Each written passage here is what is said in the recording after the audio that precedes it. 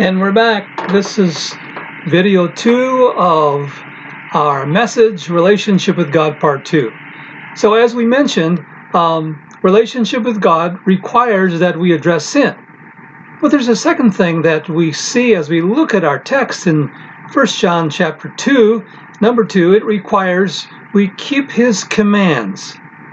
Now, it is one thing to know what the commands of God are, but it is totally another thing to actually do them and follow them. His commands, of course, are wrapped up in the 10 Commandments, which Jesus made easy for us to follow. You remember in Matthew's Gospel, chapter 22, Jesus was being tested by the religious rulers who asked him what the greatest commandment was so that they could find fault with him. And Jesus said to them these classic words, "Thou shalt love the Lord thy God with all thy heart, soul, and mind. And the second is like unto it, thou shalt love thy neighbor as thyself. On these 2 commandments hang all the law and the prophets." So, to love God and your neighbor is the same as keeping all the commandments. I mean, if you love God, you're not going to steal from your neighbor rather. If you love God, you're not going to want to do something with your neighbor's wife that's inappropriate. If you love your neighbor, you're not going to steal from your neighbor. You're not going to try to murder your neighbor. You see, love begins when our relationship with God is right. And when that's right, then it's so much easier to love our neighbors. Well, there are 3 things the Bible teaches here regarding what it means to have a relationship with God with regard to his commands. Here's the first thing. Our relationship with God moves us to obey what he commands us. It moves us to obey what he commands us. Now, how is that? Well, that happens when your relationship is right with him. It's just like in your relationship with your mate or the people in your family, your loved ones, whether it's including your relatives. If you love them, you're not going to hurt them. If you love them, you're going to do that which is right in their sight. Well, and that's how important it is in our relationship with God. If we love God, we're going to obey what he commands. And what does he command? Let's love one another. Let's love God by being in right relationship with him. And then once that happens, it is so much easier then to love God. There's a second thing that we find that the Bible teaches here, and that is this. Our relationship with God makes us accountable to what is true in us. Our relationship with God makes us accountable to what is true in us. Now, what in the world does that mean? Notice what it says in verse 4. John says, "The man who says, 'I know him,' but does not do what he commands is a liar. The truth is not in him.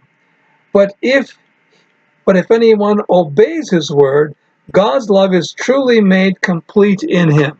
So what is John talking about? Well, what is true in us is Christ in us. What is true in us is when the truth of God's love is alive and working in the way we talk and the way we respond and the way we act. Let's face it, it doesn't come naturally. I'm just like you. If I don't begin my day with God and spend a few moments in his word and spend some time talking with him, I'm not prepared. And I'm like an accident waiting to happen. Then what happens is the truth of what's really within me comes out, which is sin, which is my own self-centered will. But if God is on my mind, and if I've once again committed my life to Christ, something wonderful happens. The Spirit of God takes over.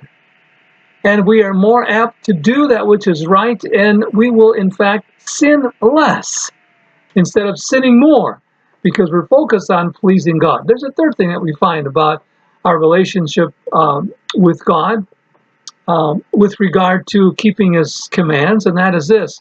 Our relationship with God testifies to our love for God, which completes us. We love others, we forgive others, we are kind to others. Why? It is because of the fact that our relationship with God is what it should be.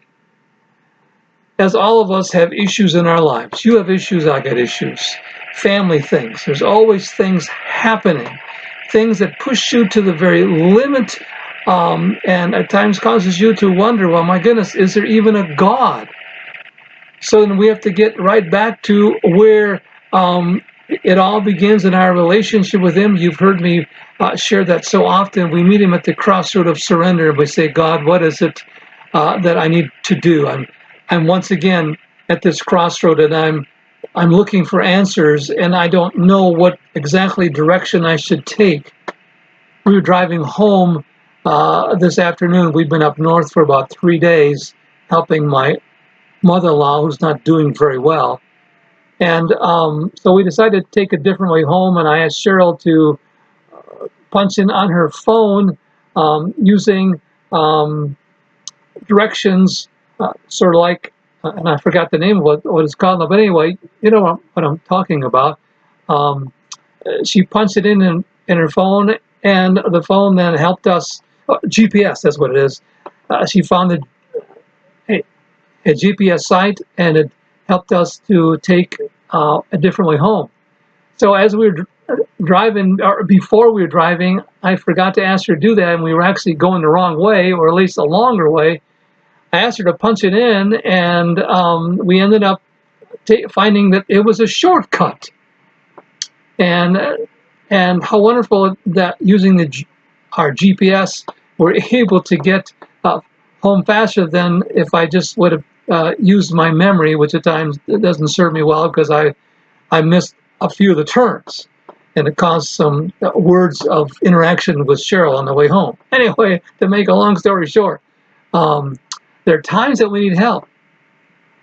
And just like using a GPS, at times we need to go to God and ask Him for help. And it's like asking Him for divine GPS so that we then will find ways how to work through, and so that He can direct us so that we might make it where He wants us to make it home safely. That is, resolving the issues in our lives. So to keep His commands, it means that we love God, we love our neighbors, and that's because we have chosen to seek His will by looking in His Word and asking for His help. The principle is clear. Our relationship with God requires we keep His commands, which is summed up in loving God and then others. Well, I'll see you on the next CD. On the next video. Bye for now.